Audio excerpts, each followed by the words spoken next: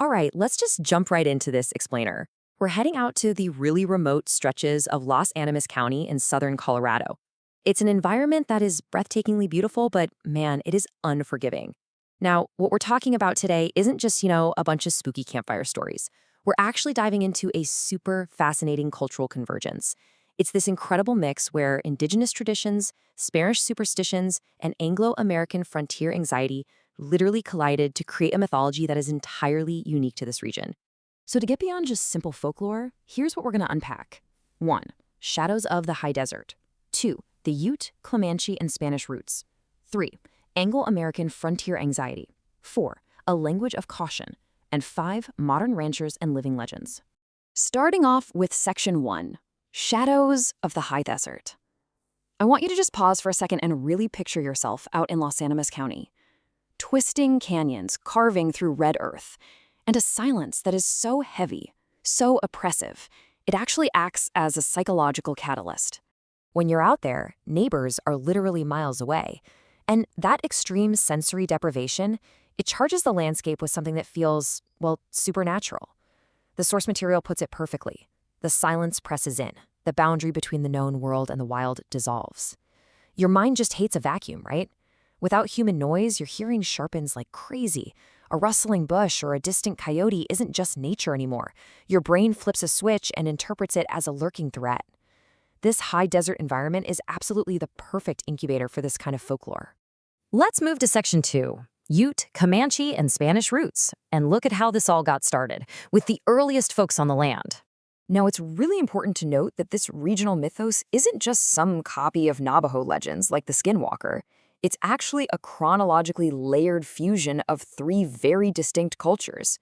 Way before the 18th century, the Ute and Comanche peoples laid down this initial spiritual framework, full of deep beliefs about transformation.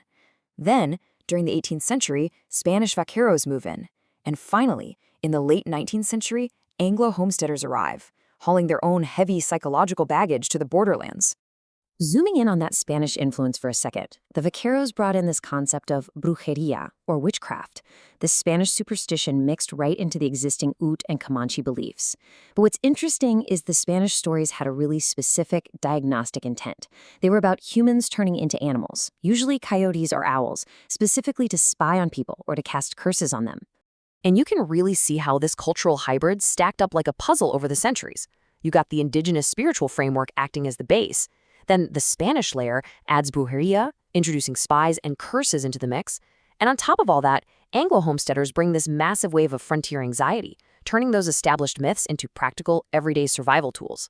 Which leads us right into Section 3, Anglo-American frontier anxiety. By the time the late 19th century rolls around, these new settlers were being pushed to the absolute brink by the psychological weight of the frontier.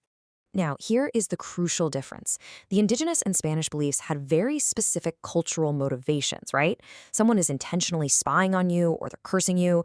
But the Anglo-American experience? Totally different.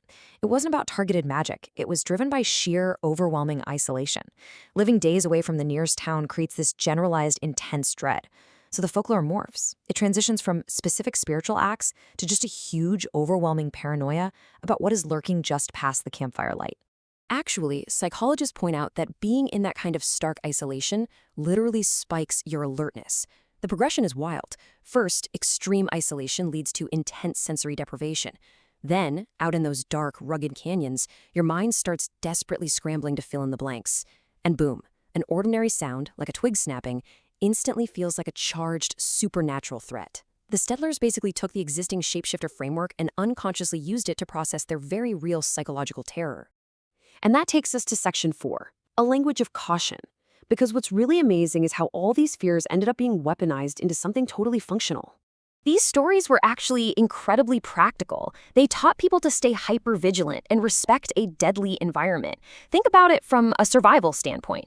If you tell a kid, hey, don't play in the arroyo at night, you'll fall, they probably won't listen. But if you say, don't go out there, a shapeshifter is waiting in the shadows, yeah, they listen for sure.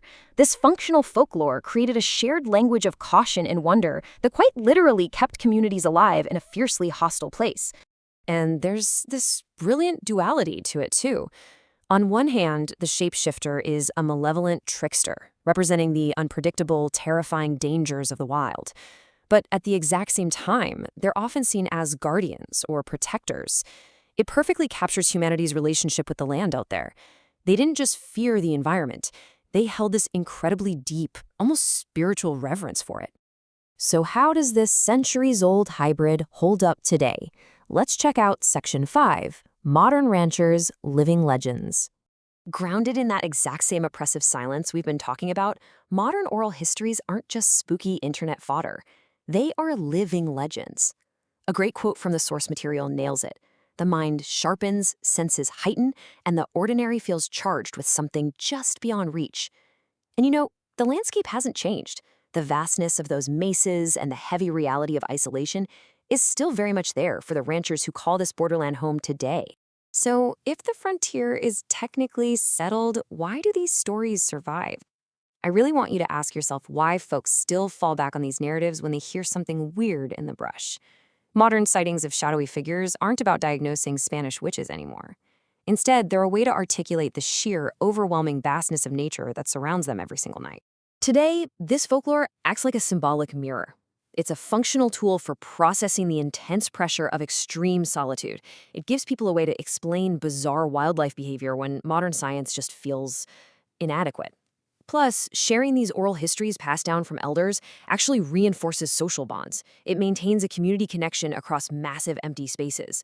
It's basically a way of saying to your neighbor, hey, I feel the weight of this isolation too, and we're in this together. Which brings us to the big question.